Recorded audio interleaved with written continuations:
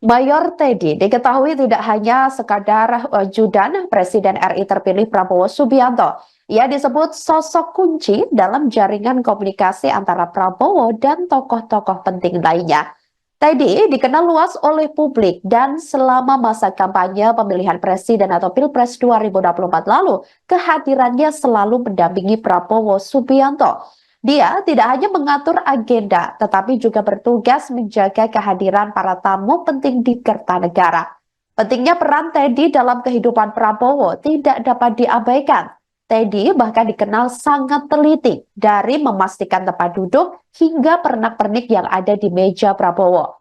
Dalam deklarasi Partai Solidaritas Indonesia atau PSI yang tergabung dalam Koalisi Indonesia Maju beberapa waktu lalu, Prabowo bahkan menyinggung sifat pekerja keras Teddy. Salah satunya ialah yang juga mengingatkan dan menegur Prabowo agar Prabowo tidak terlalu lama saat menyampaikan pidato.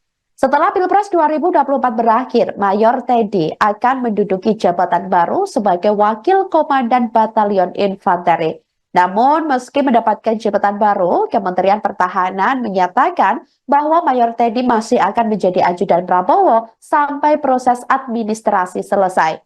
Seperti diketahui saudara, para calon menteri dan wakil menteri serta kepala badan yang jumlahnya mencapai ratusan orang dipanggil Presiden terpilih Prabowo Subianto ke kediamannya di Kertanegara nomor 4 Jakarta Selatan. Rata-rata dari mereka ini mengaku ditelepon Mayor Teddy untuk segera menghadap Prabowo Subianto.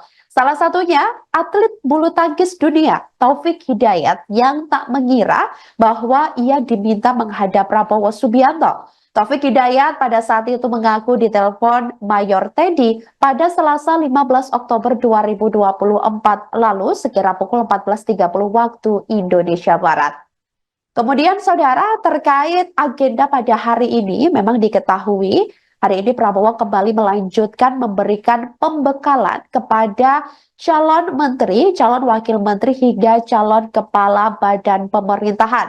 Setidaknya ini kira-kira ada sekitar 54 orang yang diperkirakan hadir dalam pembekalan hari ini.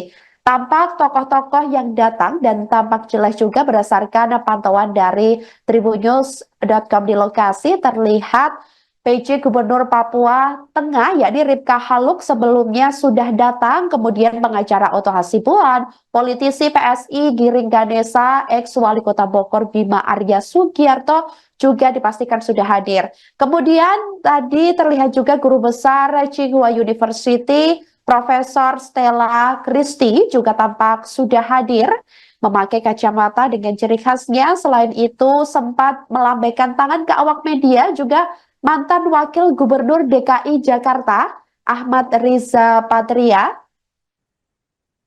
Pada pembekalan hari ini juga tokoh-tokoh yang hadir tampak memakai batik atau sama seperti saat pemanggilan calon wakil menteri pada Selasa 16 Oktober 2024 lalu di Kertanegara, Jakarta Selatan.